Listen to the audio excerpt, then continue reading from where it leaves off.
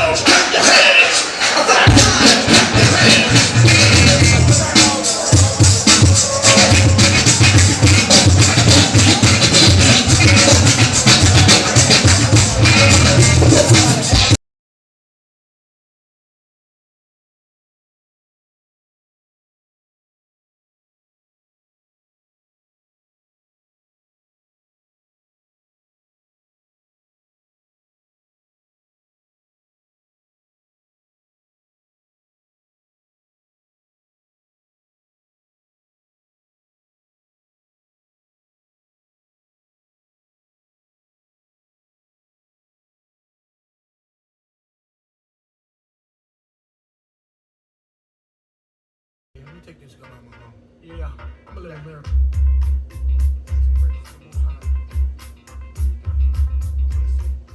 Cornbread is definitely an era that I would say fused a lot of the dancing and the music and the graffiti together. They're the ones, if you want to say that's the beginning of hip hop culture, you can say that that's where it started, 1967, right here in Philly, 68. You can say that because they were dancing, they had clothes, they were into music.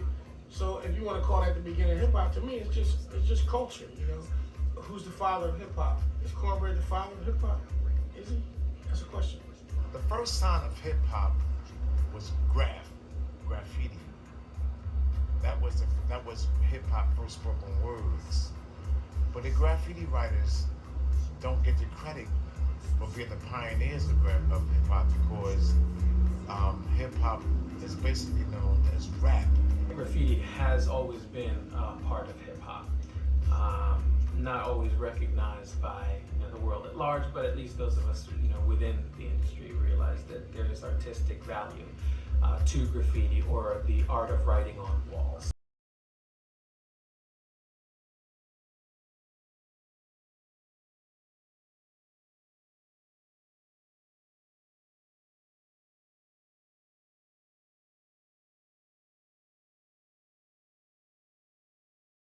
My dad was like, I started all that. I used to write cornbread, be like, cornbread, laughing, you don't know about graffiti, get out of there, this and that, you know what I mean? But not knowing that that was the first wave of hip hop, you know what I mean? As far as him, Cool Earl, Chewy, Titty, and all of them, they like really profound that, you know what I mean, made it what it is today, which is now a worldwide thing. Wherever you go in the world, you're gonna see modern expressions of what Cornbread did in Philadelphia so many years ago. He's in a space where you ultimately want to be as someone in this hip-hop culture, to be, when you're gone, you're still going to be around. Cornbread's influence in the hip-hop community is real plain and simple. He put graffiti on the wall, and he did it in a way that made people say, I want to know what's going on with the teenagers. Second of all, he put the name of his club on the wall, Double Soul, which was a dancing and a dressing club. Cornbread, you guys, Double Soul, they did stepping, they did all that. And now you have the breakdancing era now. But it still is the same thing. They were basically teenagers, man, going out and becoming a part of some type of a group, or what you would call a subculture. Delta Phi Soul was known for dancing and dressing and giving social events and hip-hop functions. Before the things that we did, and before us, there was none. We were, honestly speaking, the first wave of hip-hop. Cornbread, being the very first of those hip-hop artists, that Cornbread would in fact write himself into history through a very old medium, the medium of graffiti writing.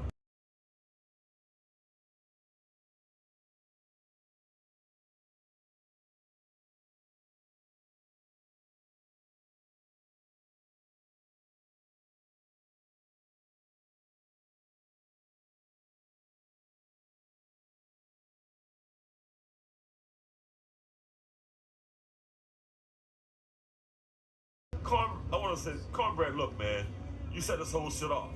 You set it off, man. You established a major cultural, artistic movement. You began a painterly movement, a movement that led to Joan Basquiat. Joan Basquiat couldn't have done anything without Cornbread, nor would Fab Five Freddy have been there without Cornbread. Everybody owes a bit of debt to Cornbread. And New York people who really have come to learn who Cornbread is. Cornbread, you now captured New York, man. You won the hearts of New York, who for years have said they had started this whole draft graffiti movement, this writing movement.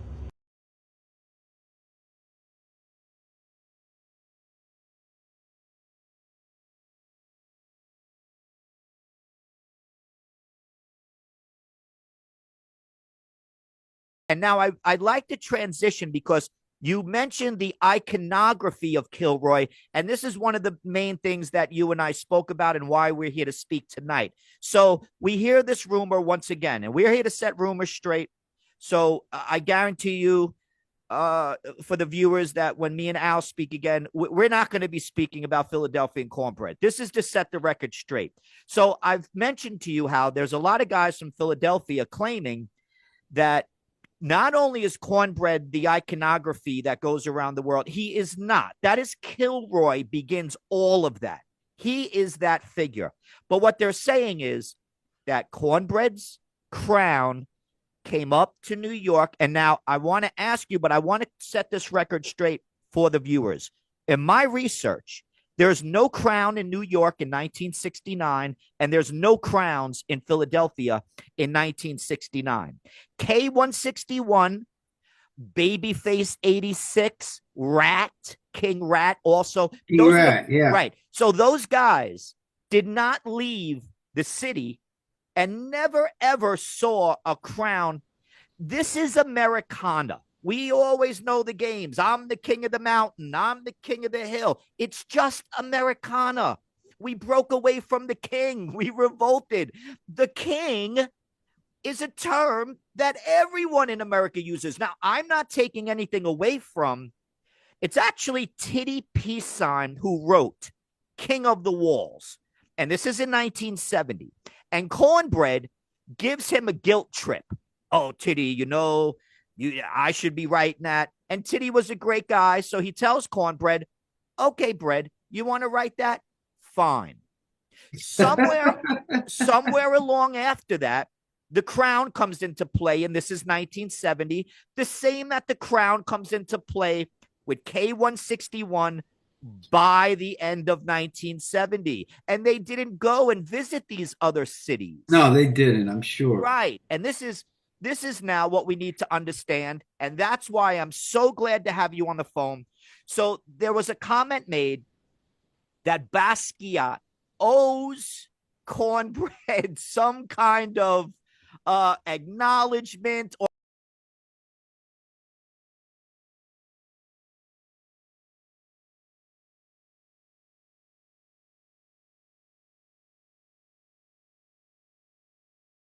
and can we confirm that this had nothing in the world to do with Cornbread, and we in New York City had our own iconography with these crowns, and it is not influenced by Cornbread? Yeah, that's absurd. That's ridiculous. First of all, like I said, we were not aware of any Cornbread, especially in 1976 when I first met Jean-Michel. The crown, though, by that time had become, everybody had a crown. Oh, yes. By the time because he was Jean-Michel, first of all, Jean-Michel was not a member of the graffiti subculture. He's famous as the art books like to call him a graffiti artist because he did the Samos thing, that we did that together. Yes. And then he would do some like musings of his writings on public space. In a sense, that's somebody who appropriates public space. So he's you can call it a street artist or a graffiti artist, whatever. But he was not a writer, Right. He was, yo, what you write. He was not one of those guys. He wasn't part of that subculture, and he didn't care to be part of that subculture. He didn't try to be. He didn't identify. He was like, I'm not, that's like a different thing for him. He would prefer to be compared to Picasso and not Stay High 149. Certainly. You know what? That was his thing. So he was not aware in his lifetime of Cornbread.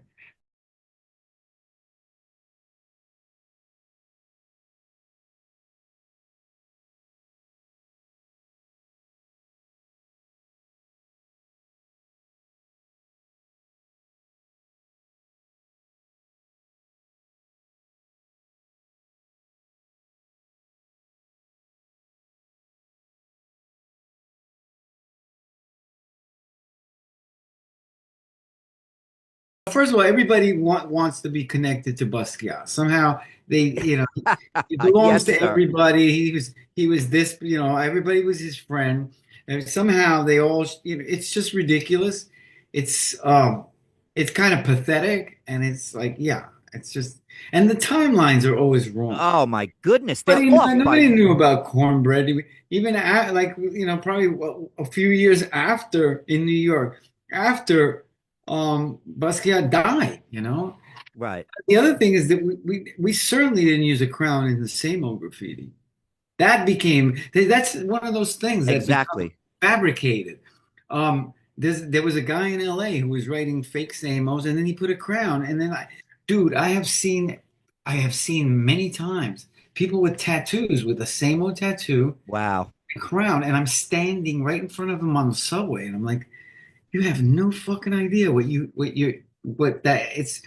this is the proliferation of misinformation, and that's a world that we live in, and that's one of the things. And part of it is, I have dozens of art books there, and half the shit that's written, and it's written in a book, so everybody, this must be, the gospel of history. Talk about it.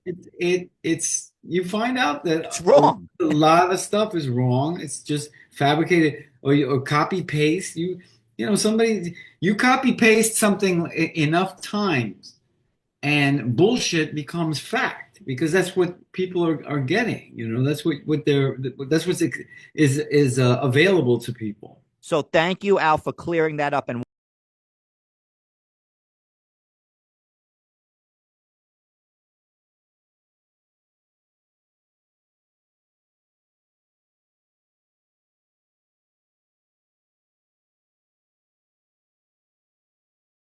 The Philadelphia graffiti writer named Cornbread is the person on the phone you will hear agreeing with the person's insane claims about the origins of hip hop. The guy you're going to see speak, I believe, is named Juvie D. I have no idea who he is or what he is talking about on this video. It feels like I'm in the Twilight Zone. He says that Cornbread loves Cynthia, which is a declaration of love, is the origin story for the hip hop culture. I will provide proof that NYC had a movement in motion before Cornbread even got out of the Youth Development Center in September of 1967. That's just graffiti. But how in the world does Cornbread have anything to do with hip-hop? Graffiti artists do not stand as cornerstones for that movement. It's really, graffiti's looked at, I mean, right now I can understand it got kind of out of control, but, you know, graffiti's looked at as a gang affiliated, a real bad and negative thing. But it all started with Cornbread Loves Cynthia. It all started with the heart of an innocent child showing that, you know, showing his love for someone, and that's what sparked hip hop. So when people talk bad about hip hop and about our culture and about, you know, most of it's racism, but B, it's, you know, it's lack of understanding, it's ignorance. That if you do your research, all this, everything, the reason we're here promoting hip hop as a culture, all stems at some point back to Darren McCray Cornbread writing Cornbread Loves Cynthia. It all started with the love of a child had for a little girl. And, you know, to me, that's the biggest point about Cornbread, is that it's innocent. Cornbread's innocent. This has to be the most ridiculous explanation for the origins of the hip-hop culture I've ever heard. To say he is reaching is an understatement. Cornbread's lies are no doubt the reason for these kind of insane claims. It's such a shame Cornbread has to lie so much. I wish everybody would familiarize themselves with the research study done by Herbert Cole that was printed in the Urban Review in the April 1969 issue. It proves that NYC had a movement first. Sandy Padway referenced it in his article, The Aerosol Autographers, in 1971. We have to stop listening to insane claims like these and Cornbread's lies. The proper documentation has been in place since the beginning. Please do the knowledge.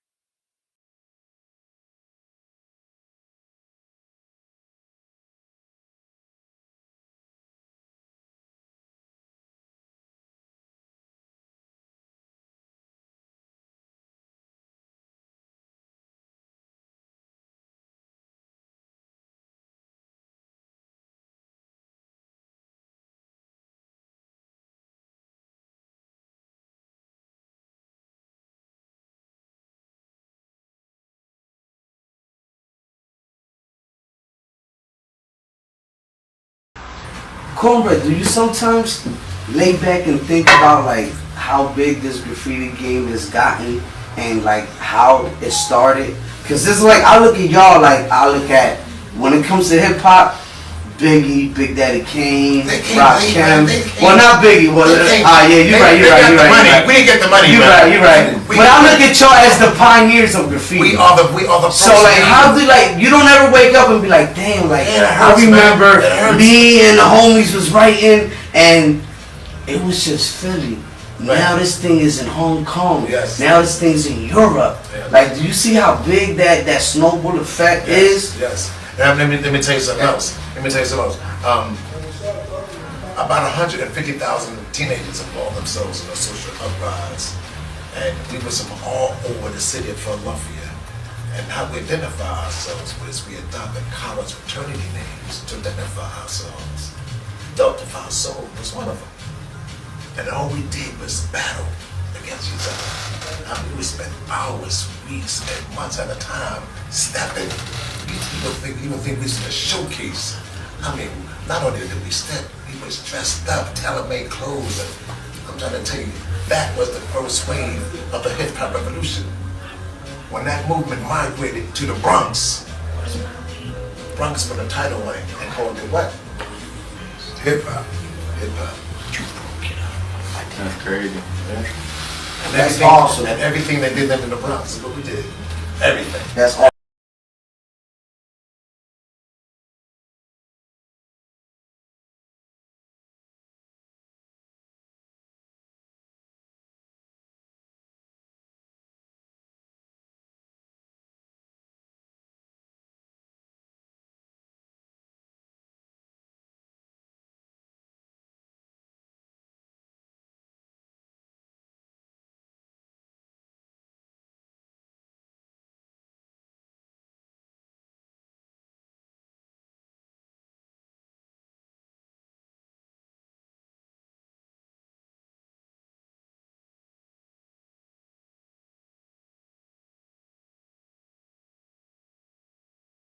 Cornbread, let me ask you a question. Let me ask Cornbread a question that a lot of people don't ask you.